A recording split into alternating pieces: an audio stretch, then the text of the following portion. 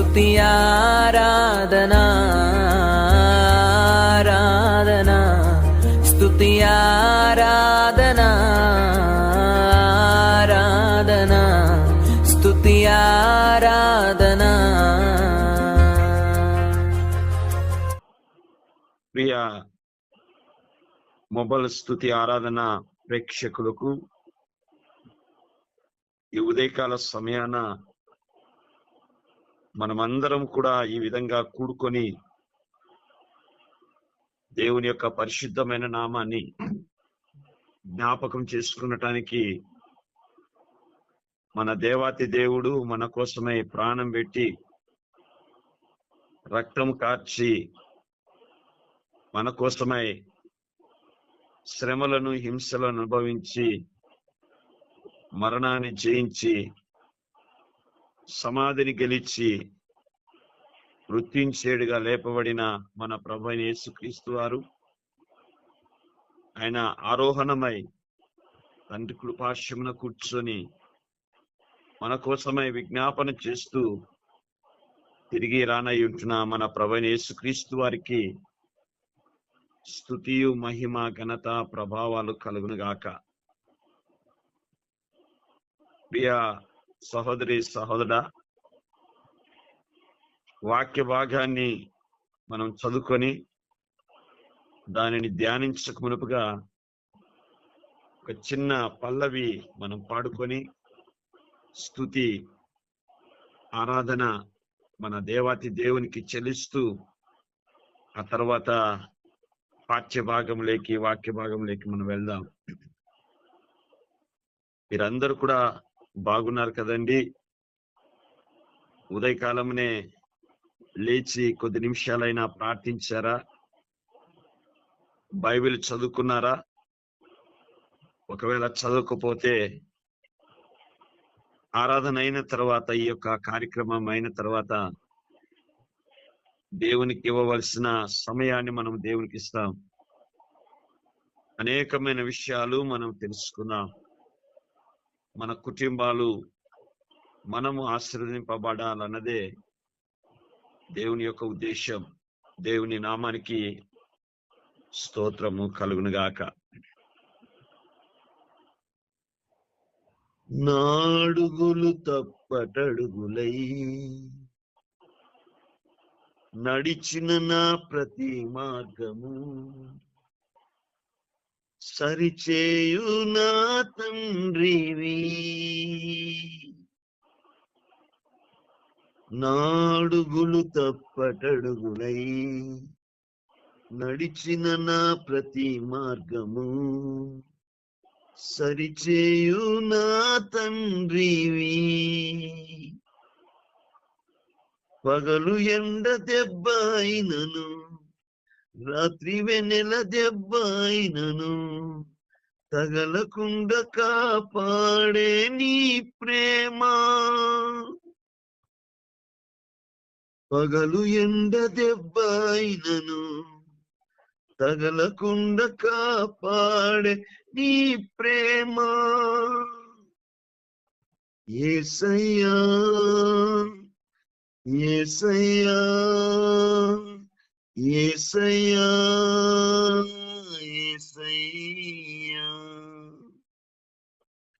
యేసయ్యా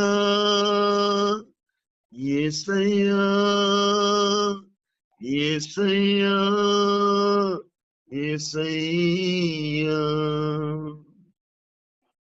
నా తండ్రి నీవే, నా దేవుడవు నీవే. నా తండ్రి నీవే నీవే. నా తండ్రి నీవే, నా దేవుడవు నీవే. నా తండ్రి నీవే నీవే. గాఢాంధకారలోయలో నే నడిచిన ప్రతి వేళలో తోడున్నా నా తండ్రివి. గాఢాంధకారలోయలో నే నడిచిన ప్రతి వేళలో తోడున్నా నా తండ్రివి. 1000 మంది కుడి ఎడమకు కూలిన గాని బెదరకుండా నన్ను కాపాడు ప్రేమ. 1000 మంది కుడి ఎడమకు కూలిన గాని బెదరకుండా నన్ను కాపాడు ప్రేమ. యేసయ్యా, యేసయ్యా, యేసయ్యా, యేసయ్యా, యేసయ్యా, యేసయ్యా, యేసయ్యా, యేసయ్యా, యేసయ్యా. నా తండ్రి నీవే, నా దేవుడవు నీవే. యేసయ్యా, నా తండ్రి నీవే, నా దేవుడవు నీవే. Glory to God. Thank you Jesus. నా తండ్రి నీవే, నా దేవుడవు నీవే, నా తండ్రి నీవే, నీవే. యేసయ్యా, యేసయ్యా, యేసయ్యా,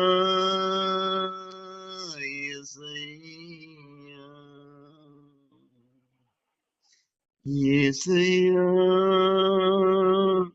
యేసయ్యా, యేసయ్యా, యేసయ్యా. పరిశుద్ధుడా, నా తండ్రివి నీవే, నా తండ్రివి నీవే. దేవా, పగలు ఎండ దెబ్బ అయినను, రాత్రి వెన్నెల దెబ్బ అయినను మాకు తగలకుండా మీ ప్రేమను మా ఎడల మీరు కనపరిచి దేవా మమ్మల్ని అందరినీ కూడా క్షేమంగా నిలబెట్టింటున్నారు. మా పరలోకపు దేవా, కొద్ది నిమిషాలు నీ వాక్యాన్ని ధ్యానించబోతుండగా నీ సన్నిధి మాతో ఉంచండి నైనా. వినగలిగిన చెవులను, గ్రహించే మనస్సును మా ప్రియులకు దయచేయండి. ఉదయకాలంనే మా తండ్రి వాక్యాన్ని వింటూ నైనా ఒకవేళ నిద్రమత్తులను కలిగించే దురాత్మ శక్తుల యొక్క ప్రభావాన్ని నజరేయుడైన యేసు నామమున గద్దిస్తున్నాను. ఈ వాక్యం ద్వారా మీరు మాతో స్పష్టంగా మాట్లాడండి. మీరు మాట్లాడితే చాలు నాయన. నీ సన్నిధి మాతో ఉంచు నా తండ్రి. నీ నోటి బురగా నన్ను వాడుకొని ఈ ఉదయకాల సమయాన ఎవరెవరైతే ఏ సమస్య చేత, ఏ యొక్క బలహీనత చేత, ఏ యొక్క చెప్పుకోలేని కన్నీటి చేత నీ సన్నిధానంలో కూర్చున్నారో నీ బిడ్డలతో వాక్యం ద్వారా మీరు ధైర్యపరిచి, ఓదార్చి నైనా బలపరచండి నాయన. మీ యొక్క అద్భుతమైన కార్యాన్ని జరిపించమని యేసయ్య బలమైన శక్తి కలిగిన నామాన్ని బట్టి అడుగుతున్నాము తండ్రి. ఆమేన్, ఆమేన్.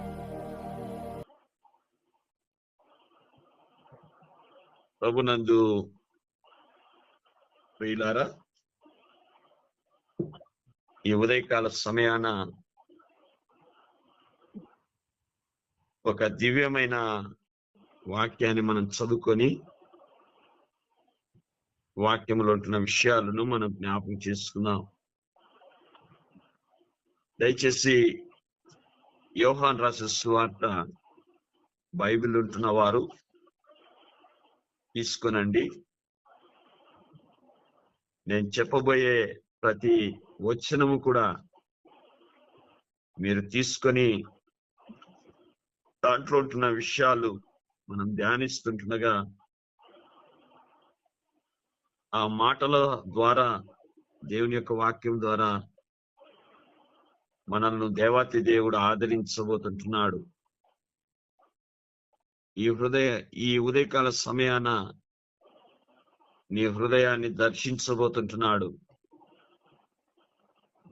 ఈ ఉదయకాల సమయాన వాక్యం ద్వారా నేను ధైర్యపరచబోతుంటున్నాడు మన దేవాతి దేవుడు.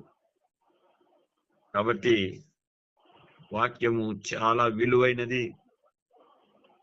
వాక్యము మనలను ఏ విధంగా ప్రభావితం చేస్తుందో మరి 118వ కీర్తన గాని 119వ కీర్తనలో గాని మనం చూసినప్పుడు నీ వాక్యమే నా బాధలలో నెమ్మదిని కలిగించేది, నీ వాక్యము నన్ను బ్రతికింపచేసేది, ఈ వాక్యము నా పాదాలకు దీపమని కీర్తనకారుడు సెలవిచ్చిన రీతిగా వాక్యమే మనల్ని బ్రతికింపచేసేది, వాక్యమే మనలను ఆదరించేది, వాక్యమే మన బ్రతుకులను నడిపించేది.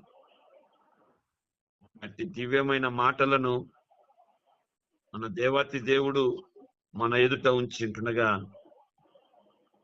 మనము తప్పకుండా వాటిని స్వీకరించాలి, ఆస్వాదించాలి, మన హృదయాలలో భద్రపరుచుకొని ఆ వాక్యం ద్వారా మనము ఆదరింపబడతామని దేవుని యొక్క వాక్యం ద్వారా మనం తెలుసుకోబోతుంటున్నాం. దయచేసి గమనించండి. యోహాను రాసిన సువార్త బైబిల్ ఉన్నవారు తీసుకొనండి. యోహాను రాసిన సువార్త 11వ అధ్యాయం. యోహాను రాసిన సువార్త 11వ అధ్యాయము 40వ వచనం. అందుకు యేసు, నీవు నమ్మిన ఎడల దేవుని మహిమను చూతువని నేను నీతో చెప్పలేదా అని ఆమెతో అనగా మార్తతో అనెను. ప్రభునందు ప్రియ సహోదరి సహోదరులారా, ఈ మొబైల్ స్తుతి ఆరాధనలో ఎంతో ఆసక్తితో పాల్గొంటున్న మీ అందరికీ దేవాతి దేవుడు మన అందరితో కూడా మాట్లాడుతున్న విషయం ఏంటంటే, మనం ఎవరినైతే నమ్మాలో ఎవరినైతే నమ్మకూడదో చాలా స్పష్టంగా దేవుని యొక్క వాక్యం చెప్తుంటున్నది. ఈ లోకంలో మనం గమనించినప్పుడు నమ్మించి మోసం చేసేవారు ఉంటున్నారు. ఈ లోకాన్ని స్పష్టంగా నమ్మేవారు ఉంటున్నారు. అంతేకాకుండా కొంతమంది తమ యొక్క ధనాన్ని బట్టి నమ్మేవారు ఉన్నారు. తన అంద సౌందర్యాలను బట్టి నాకు ఏమీ కొదవలేదని సంతోషించేవారు ఉంటున్నారు. నాకు బలం ఉంది కాబట్టి నేను ఏమైనా చేయగలనని నమ్మకంతో జీవించేవారు ఉంటున్నారు. నాకు ధనం ఉంది, నాకు బలగం ఉంది, నేను ఏదైనా చేయగలననే ఒక ఆలోచనతో నమ్మకంతో ఉండేవాళ్ళు ఉంటున్నారు. ప్రియులారా, అందుకే పరిశుద్ధ లేఖన భాగంలో మనం గమనించినప్పుడు యేసు ప్రభువారు ఎన్నో ఉపమానాలు చెప్పాడు. ఆ ఉపమానాలన్నీ కూడా మనం ఒక్కొక్కటి కూడా మనం ధ్యానిస్తే మన ఆధ్యాత్మికమైన జీవితంలో ఎదుగుదలకు, మనం ఏ విధంగా ఆత్మీయమైన స్థితిలో మరి స్థిరపడాలో నడవాలో నేర్పించేది ఆయన నోటి మాటలు, ఉపమానాలు. కాబట్టి ఆ ఉపమానాల్లో ఒక ప్రాముఖ్యమైన ఉపమానం, ఒక వ్యక్తి తన పంటనంతా కూడా కూర్చుకొని తన గోడౌన్లలో ఉంచుకొని ఆ రాత్రి పండుకునే సమయంలో ఆ ధనాన్ని చూసి సంతోషపడతా ఉంటున్నాడు, ఆ ధాన్యాన్ని చూసి. ఎందుకంటే విస్తారముగా పంట పండింది. ఆ పంటను క్షేమముగా గోడౌన్లలో ఉంచుకున్నాడు. పంట నష్టం జరగలేదు. సకాలానికి వర్షాలు వచ్చాయి. పంట అందరికంటే ఎక్కువగా పండింది. కానీ ఆ పండించిన ఆ కృప చూపిన దేవుణ్ణి మర్చిపోయి తాను అనుకుంటున్నాడు, నా ప్రాణమా తినుము తాగుము, నీ కొరకై ఈ యొక్క ధాన్యమంతా కూడా స్థిరపరిచి ఉంటున్నానని. కానీ దేవుడు ఆ రోజు రాత్రే అతడు పండుకొనక మునుపుగా చెప్పిన మాటలకు సమాధానంగా చెప్తుంటున్నాడు, ఈ రాత్రికి నీ ప్రాణం పోతే నువ్వేం చేయగలవని. నిజమే నా ప్రియ సహోదరి సహోదరా, ఎవరిని నమ్ముతున్నావు నువ్వు? నీ భార్యను నమ్ముతుంటున్నావు, మంచిదే. నీ భర్తను నమ్ముతున్నావు, మంచిదే. నీ పిల్లలను నమ్ముచున్నావు, మంచిదే. నీ బంధువు మిత్రులను నమ్ముకొని ఉంటున్నావు, మంచిదే. కానీ ఒకరోజు నువ్వు ఒంటరివాడిగా మార్చబడతావేమో. ఒకరోజు దిక్కులేని స్థితిలో నా పరిస్థితి ఏమిటి అని నువ్వు అనుకునే పరిస్థితులు ఎదురవుతాయేమో. అందుకే నా ప్రియ సహోదరి సహోదరుడా, మనం నమ్మవలసింది మనకు రూపురేఖలను, మనల్ని సృష్టించిన, మనల్ని పోషించిన, మనల్ని ప్రేమించి మనకు ఆయుష్ను ఆరోగ్యాన్ని ఇచ్చిన మన రక్షకుడైన యేసు ప్రభువారిని మాత్రమే నమ్మాలి మనం కదండి. ఒకవేళ నువ్వు అనుకుంటున్నావు, ఈ వాక్యాన్ని వింటున్నా నీవు నా స్నేహితులు ఉన్నారులే నువ్వు అనుకుంటున్నావా? కానీ నీ యొక్క హృదయములో ఒకవేళ ఆ స్నేహితులే నీకు మోసం చేశారేమో, చీ ఎందుకు నా బ్రతుకని నిరుత్సాహంతో ఉంటున్నావేమో. నిజంగా కృంగిపోయిన అనుభవం చేత నీ జీవితం ఉంటున్నదేమో. భయపడవద్దు. ఇక్కడ చాలా శుభకరమైన ఆనవాళ్ళను దేవాతి దేవుడు నా ప్రియ సహోదరి సహోదరుడా మనకు చూపెడుతుంటున్నాడు. యోహాను రాసిన సువార్త 11వ అధ్యాయంలో జరిగిన సంఘటనను మనం చూసినప్పుడు 3 వ్యక్తులను మనం చూడగలం. ఆ 3 వ్యక్తులు కూడా యేసు ప్రభువారు ప్రేమించిన కుటుంబం. ఒకరు మరియా, 2 మార్తా, 3 లాజరు.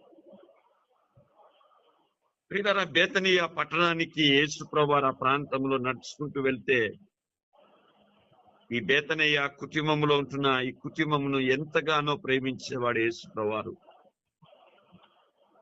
ఆయన ఎక్కువగా బస చేసే మరి గృహము ఈ యొక్క గృహం. నా ప్రియ సహోదరి సహోదరుడా, ఈ ఉదయకాల సమయాన బేతనియ కుటుంబంలో ఉంటున్న మరియా, మార్తల, లాజరు యొక్క కుటుంబాన్ని ప్రేమించిన దేవుడు, బస చేయాలని ఇష్టపడిన దేవుడు ఈ ఉదయకాల సమయాన నీ కుటుంబాన్ని ఆయన ఇష్టపడటానికి సిద్ధంగా ఉంటున్నాడు.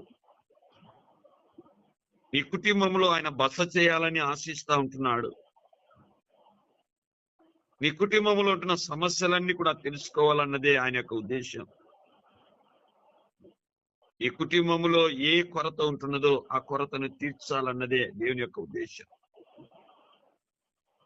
నీ కుటుంబంలో ఏ బలహీనత చేత నువ్వు బాధపడుతున్నావో, ఎలాంటి బాధ చేత కృంగిపోయిన అనుభవం చేత ఉంటున్నావో, యేసయ్యను ఆహ్వానం చేయి. ప్రభువా, నా కుటుంబాన్ని ఇష్టపడే రీతిగా నా కుటుంబాన్ని చేయనైనా.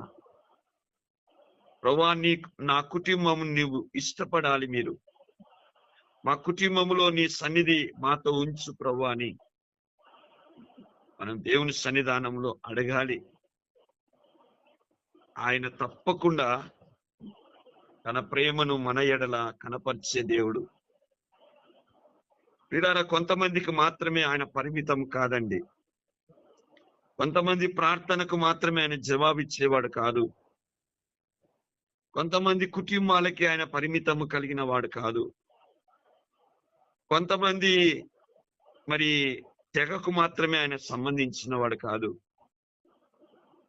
లేకపోతే కొంతమంది మతానికి సంబంధించిన వ్యక్తి అంత మాత్రము కాదు మన ప్రభువైన యేసుక్రీస్తు వారు. ఆయన మతాన్ని స్థాపించలేదు. మతాన్ని స్థాపించటానికి రాలేదు, ఆయన మార్గం చూపటానికి వచ్చాడు. నీవు ఏ స్థితిలో ఉన్నావో, ఏ బలహీనత చేత నువ్వు కృంగిపోతుంటున్నావో, ఏ పాపపు యొక్క కట్ల చేతను కట్టబడి ఉంటున్నావో, ఆ కట్లను విడిపించటానికే యేసు ప్రభువారు మానవునిగా ఈ లోకానికి వచ్చి తన ప్రేమను వెల్లడిపరుస్తుంటున్నాడు. నా ప్రియ సహోదరి సహోదరుడా, ఈ ఉదయకాల సమయాన లాజరు మరియా మార్తల గృహాన్ని యేసు ప్రభువారు ఎంచుకున్నట్లుగా మన కుటుంబాన్ని కూడా ఎంచుకోవాలని అడుగుదామా? ప్రభువా, నీ సన్నిధి మా కుటుంబంలో ఉంచు నాయనా అని, నీ సన్నిధి మాతో ఉంచు ప్రభు అని అడుగుదామా? మోషే అంటాడు, నిర్గమ కాండములో సెలవిస్తుంటున్నమాట, నీ సన్నిధి లేకుండా నేను ఒక్క అడుగు కూడా వేయను ప్రభువా. మీ సన్నిధి లేకుండా ఒక్క అడుగు కూడా వేయను ప్రభువా అని ఎంతో బ్రతిమాలుతా ఉన్నాడు మోషే.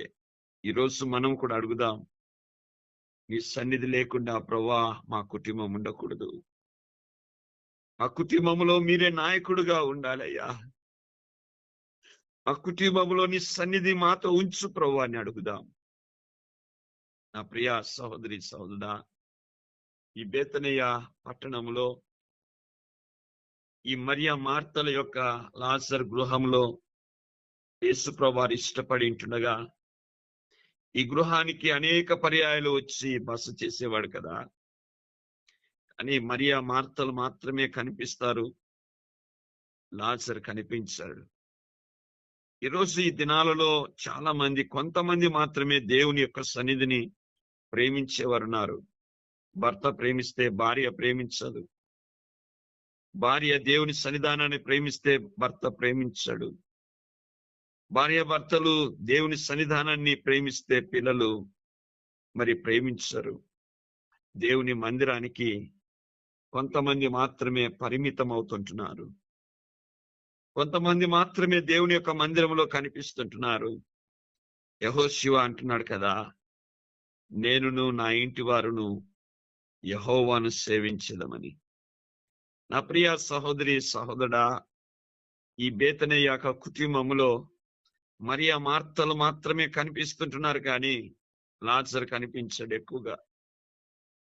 అంటే యేసు ప్రభువారు అడుగు పెట్టిన వెంటనే లాజరు బయటికి అడుగు పెట్టే పరిస్థితి.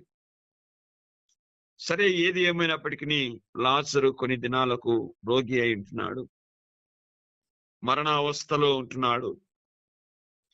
మరి మరణావస్థలో ఉంటున్న సందర్భంలో యేసు ప్రభువారు ఏ ప్రదేశంలో ఉంటున్నాడో వర్తమానం పంపించారయ్యా, ఇదిగో లాజరుకు బలహీన స్థితిలో ఉంటున్నాడు, చావు బ్రతుకులో ఉంటున్నాడు, నువ్వు వచ్చి అతని మీద చేయి ఉంచు అని తన సహోదరులు తెలియపరిచినప్పుడు యేసు ప్రభువారు రావటానికి సిద్ధపడుతుంటున్నాడు. కానీ మరి ఆయన ఎందువలన ఆలస్యముగా చేసి ఉంటున్నాడో మనం చూడగలం. కానీ యేసు ప్రభువారు ఆలస్యముగా చేయడం ద్వారా లాజరు మరణానికి గురై ఉంటున్నాడు. మరణించాడు అని వార్త యేసు ప్రభువారికి తెలియపరిచినప్పుడు ఆయన హుటాహుటిన రాక యేసు ప్రభువారు 4 దినాలు ఆగిన తర్వాత వచ్చాడు. జరిగిన సంఘటన ఇక్కడ మనం చూస్తుంటున్నాం. యేసు ప్రభువారు వస్తుంటున్న సందర్భంలో ఈ 11వ అధ్యాయంలో యోహాను రాసిన సువార్తలో మనం చూస్తే యేసు ప్రభువారు బేతనియ పట్టణానికి వచ్చారు. ఇద్దరు సహోదరులు కూడా అనగా మరియా మార్తలు ఇద్దరు కూడా యేసుప్రభు వారిని ఎదుర్కొని ఏడుస్తూ ఉంటున్నారు, కన్నీరు కారుస్తుంటున్నారు. సహోదరుడు మరి ఈ విధంగా తన యొక్క జీవితాన్ని ముగించుకున్నాడు. ఎంతో వేదన, మాకు దిక్కు ఎవరు, మగ దిక్కు అనేవారు ఇక లేరే, మాకు సహాయం చేసేవారు ఎవరని ఆ యొక్క సహోదరులు వేదనతో ఉంటున్నారు. అవునండి, ఈరోజు చాలా మంది కుటుంబాలు మరి మాకు సహాయం చేసేవారు ఎవరు, మమ్మల్ని ఆదరించేవారు ఎవరు అని, మమ్మల్ని ధైర్యపరచువారు ఎవరని నువ్వు అనుకుంటున్నావా? నేను ఒంటరిదానను, ఒంటరి వాడను, అనేక మందితో నేను తృణీకరింపబడిన వాడను, నాకు సహాయం చేసేవారు ఎవ్వరు లేరని నువ్వు అనుకుంటున్నావా? సొంత కన్న తల్లిదండ్రులే మమ్మల్ని వెలివేసి ఉంటున్నారని నువ్వు వేదన చెందుతుంటున్నావా? సొంత పిల్లలే పెంచి పెద్దవారి చేసి వారి ప్రయోజకులు చేస్తే మమ్మలను అనాథాశ్రమంలో రోడ్డున పడేశారని తల్లిదండ్రులుగా వేదన చెందుతుంటున్నారా? నేను ప్రేమించేవారు ఎంతగానో వారికి సహాయం చేశాను, నేను ఎంతగానో ప్రేమించాను, కానీ నా స్థితి, నా బాధలలో నేను ప్రేమించేవారే నాకు మోసం చేశారని కన్నీరు కారుస్తుంటున్నావా? నా ప్రియ సహోదరి సహోదరుడా, నువ్వు ఒంటరి వాడవు కాదు, నువ్వు ఒంటరి దానవు కానే కాదు. ఇక్కడ చూడండి, మరియా మార్తలు వేదనతో వారు మాట్లాడుతుంటుండగా యేసుప్రభు వారు అంటున్న మాట చాలా విలువైన మాటలుగా మనం చూడగలం. ఆయన మాట్లాడుతూ లాజరు ఉన్న సమాధి దగ్గరికి వచ్చి, లాజరు సమాధి దగ్గర నిలబడి పిలవడము ప్రారంభిస్తుంటున్నాడు. పిలవక మునుపుగా రాయి దొర్లించమని చెప్పినప్పుడు మార్త అంటున్న మాట ఇక్కడ మనం గమనించగలం. దయచేసి చూడండి 39వ వచనం. 39వ వచనంలో మరి రాయి తొలగించమని యేసుప్రభు వారు అంటుండగా మార్త అంటున్న సమాధానం ఏమిటో మనం గమనించగలం. యేసు రాయి తీసివేయుడని చెప్పగా చనిపోయిన వాని సహోదరి అయిన మార్త, ప్రభువా, అతడు చనిపోయి ఎన్ని దినాలు అయిందంట? 4 దినాలు అయింది గనుక ఆ యొక్క రాయి తొలగిస్తే ఇప్పటికే దుర్వాసన కొట్టునని ఆయనతో చెప్పెను. ప్రియులారా, యేసుప్రభు వారు చెప్పిన మాటకు మార్త ఎంత త్వరబడి మాట్లాడుతుంటున్నదంటే, ప్రభువా, మరి ఆ రాయి తొలగించమని అంటున్నావు, కానీ ఆ రాయి తొలగించడం ద్వారా ఏమీ ప్రయోజనం లేదు. ఎందుకంటే లాజరు చనిపోయి 4 రోజులు అయిపోయింది. ఒకవేళ రాయి తొలగిస్తే దుర్వాసన తప్ప ఏమి కూడా ఉండదు. కాబట్టి ప్రభువా అని ఆ మాట మాట్లాడుతుంటుండగా ఎంత అపనమ్మకంతో మార్త మాట్లాడుతుంటున్నదో మనం చూడగలం. ఈరోజు ప్రియులారా, మనం గమనించినప్పుడు మార్తాతో పాటి మరియా, ఈ మరియా మార్తలు యేసుప్రభు వారు అనేకప్పుడు ఆ గృహాన్ని దర్శించి ఆ గృహంలో బస చేసిన సందర్భాలలో ఎంతో మంది రోగగ్రస్తులు వచ్చి ఉంటారు. మరి గుడ్డివారు వచ్చి ఉంటారు, కుంటివారు వచ్చి ఉంటారు, అంతేకాదు దయ్యము పట్టిన వారు వచ్చి ఉంటారు. రకరకాలైన రోగగ్రస్తులు మరి యేసుప్రభు వారి యొద్దకు వచ్చినప్పుడు యేసుప్రభు వారు ఆయన మాట ద్వారా గాని, ఆయన చేతులు, ఆయన హస్తాలు చాచుట ద్వారా గాని, ఉమ్మివేటు ద్వారా, ఇవన్నీ కూడా మరియా మార్తలు మరి కళ్ళారా చూసిన సందర్భాలు ఉన్నాయి. అయినప్పటికీ కూడా మార్త అంటున్న మాట అపనమ్మకంతో ఉంది. నా ప్రియ సహోదరి సహోదరుడా, ఈరోజు మన ప్రభువు మన కోసమై ప్రాణం పెట్టి రక్తం కార్చి ఎన్నో అద్భుతమైన కార్యాలు ఆయన చేశాడు కదా. నువ్వు చూసావు చాలా పర్యాయాలు నీ జీవితంలో యేసుప్రభువుని నమ్ముకున్న తర్వాత, యేసుప్రభు వారిని విశ్వసించిన తర్వాత నీ కుటుంబానికి దేవుడు చేసిన మేలులు ఎన్నో ఉన్నాయి. ఆ మేలులు కళ్ళారా నువ్వు చూసావు, నువ్వు చెవులారా గ్రహించావు కూడా. కానీ చిన్న బలహీనత రాగానే నువ్వు చూసిన ఆ విశ్వాస జీవితము వేసారిపోతుంటున్నదేమో కదా. ఈ మార్త అంటున్న మాటను మనం చూస్తే, ప్రభువా రాయి తొలగించమంటున్నా కానీ ఇప్పటికే ఆయన 4 రోజులు అయింది చనిపోయి. దుర్వాసన కొడుతుంది కదా ప్రభువా. ఇక్కడ చూడండి, యేసు ప్రభువారు ఇచ్చే గొప్ప సమాధానాన్ని మనం గమనించగలం. 40వ వచనంలో అంటున్న మాట, మార్త నీవు నమ్మిన ఎడల. ఆహా, ఎంత విలువైన మాట అండి. మార్త నీవు నమ్మిన ఎడల. మార్త దగ్గర, లేకపోతే అందుకో యేసు అనే పాయింట్ దగ్గర, నీవు అనే దగ్గర ఒకవేళ నీ పేరు పెట్టుకొని ఈ మాటను మనం చూస్తే, నీవు నమ్మిన ఎడల దేవుని మహిమ చూతువు. మనం నమ్మాలి అంతే. మనం నమ్మితే దేవుని కార్యాలు మనం చూస్తాం. మార్త చెప్తున్న మాటకు వెంటనే యేసుప్రభువారు చెప్తున్న మాట, మార్త నీకు ఇంకనూ నమ్మకం లేదా? నీ కుటుంబానికి వచ్చినప్పుడు ఎంతమంది రోగగ్రస్తులు బాగయ్యారు, నీకు ఇంకా నమ్మకం లేదా? ఎన్ని బలహీనతల ద్వారా వచ్చిన వారు సమాధానంగా వెళ్ళారు, ఇంకనూ నమ్మకం లేదా? అవునండి, క్రైస్తవ బిడ్డలుగా చాలా మంది ఇలాంటి అనుభవాలే కలిగి ఉంటున్నారు. అది జరుగుతుందో జరగదో మనకు అసాధ్యమైన కార్యం అది.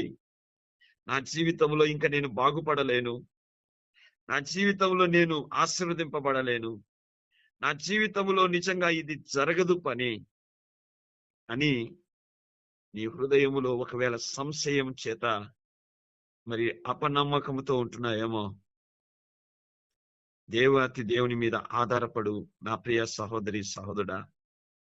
ఈ ఉదయకాల సమయాన నువ్వు ఆయన నమ్మితే నువ్వు అద్భుతమైన కార్యాలు చూస్తావు. అందుకే దేవుని యొక్క వాక్యములో చాలా స్పష్టంగా ఆమోస్ గ్రంథకర్త సెలవిస్తుంటున్న మాటను ఒక్కసారి చూద్దాం. కొంతమంది దేని వలన నమ్ముతుంటున్నారో, నమ్ముట ద్వారా ఎలాంటి అద్భుతమైన కార్యము దేవుడు చేయబోతాడో మరి ఆమోస్ గ్రంథాన్ని మనం చూసిన తర్వాత, ఆ తర్వాత ప్రియులారా సామెతల గ్రంథాన్ని మనం చూద్దాం. మొట్టమొదటిగా చూడండి, కొంతమంది దీన్ని నమ్ముకొని బ్రతుకుతుంటున్నారు, దాని యందే మరి ఆనందపడుతుంటున్నారు, కానీ దేవుని యందు నమ్మిక ఉంచటం లేదు. సంశయపడుతుంటున్నారు తప్ప దేవుని యందు నమ్మిక ఉంచటం లేదు. ఆమోస్ గ్రంథము 6వ అధ్యాయము దయచేసి చూడండి.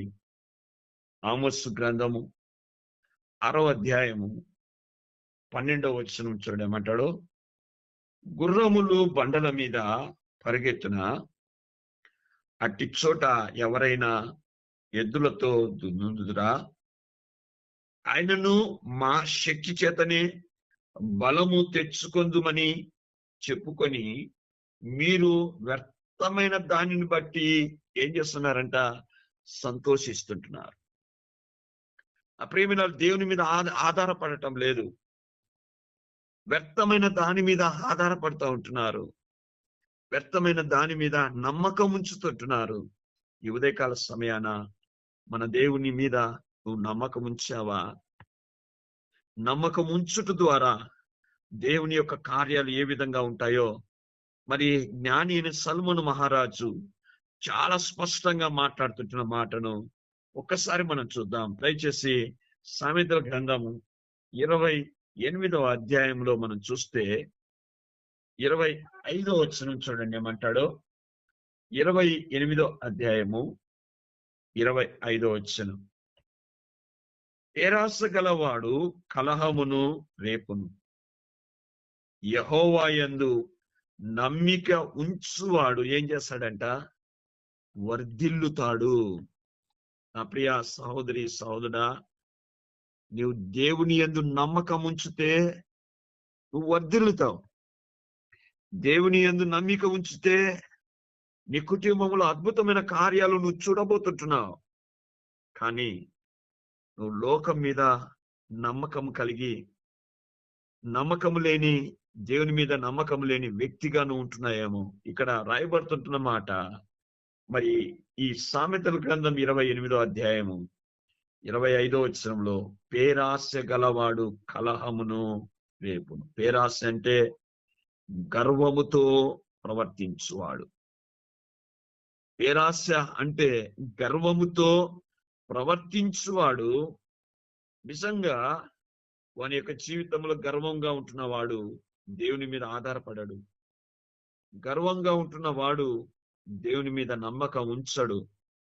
గర్వంగా ఉంటున్న వాడు తన యొక్క బలము మీద ఆధారపడతాడు. నాకు బలముందిలే, నాకు ధనముందిలే, నాకు బలగముందిలే, నాకు మరి జ్ఞానం ఉంది, నాకు చదువు చందెలు ఉన్నాయి, నాకు మంచి ఉద్యోగం ఉంది, నాకు మంచి ఆరోగ్యం ఉంది, నాకు మంచి కుటుంబం ఉంది, నేను మంచి కుటుంబంలో జన్మించాను, నా పిల్లలు మంచి ఉద్యోగస్తులు ఉన్నారు. మంచిదే, కానీ నీవు దేవుడు ఇవ్వంది నువ్వేమీ కూడా చేయలేవు కదా. ఒకవేళ ఏ గర్వంతో నువ్వు ఉంటున్నావో, దేవుని మీద నమ్మకం ఉంచక, దేవుని మీద నమ్మకం ఉంచడం ద్వారా మనం ఏం చేస్తామంట? దేవాతి దేవుడు అంటున్నాడు, జ్ఞానేని సొలొమోను మహారాజు ద్వారా మాట్లాడుతున్న మాట, మనం వర్ధిల్లుతాం. ఈ ఉదయకాల సమయాన నా ప్రియ సహోదరి సహోదరుడా, యేసు ప్రభువారు అదే మరి మాట్లాడుతుంటున్న మాట ఇక్కడ మనం గమనిస్తే, మరి మార్తతో అంటున్న మాట ఈ యొక్క 11వ అధ్యాయంలో 40వ వచనంలో అంటున్నాడు, మార్తా, నీవు నమ్మిన ఎడల దేవుని మహిమను చూస్తావు, కన్నారాను చూస్తావు. నా ప్రియ సహోదరి సహోదరా, నమ్మకం ఉంచుట ద్వారా, దేవుని మీద నమ్మకం ఉంచుట ద్వారా దేవుడు గొప్ప కార్యాలు చేయబోతాడు. మార్కు రాసిన సువార్త 5వ అధ్యాయంలో 27వ వచనంలో ఒక మరి అద్భుతమైన కార్యాన్ని యేసు ప్రభువారు చేశాడు. ఆ అద్భుతమైన కార్యం ఏమిటంటే, 12 సంవత్సరాలు కలిగిన రక్తస్రావం కలిగిన స్త్రీ, ఆమె అక్కడ రాయబడుతుంది 25వ వచనంలో, మరి మార్కు రాసిన సువార్త 5వ అధ్యాయము 25వ వచనంలో, 12 ఏళ్ల నుండి రక్తస్రావం కలిగిన మరి ఒక స్త్రీ ఉండెను. ఇక్కడ చూడండి ప్రియులారా, ఆమె యొక్క పరిస్థితి ఏ విధంగా ఉందో.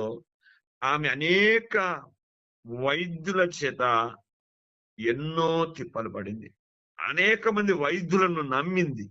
మంచిదే, ఆ నమ్ముట వలన ఏం ప్రయోజనం లేదు, తిప్పలు పడింది, చాలా భయంకరమైన పరిస్థితి ఏర్పడిందని.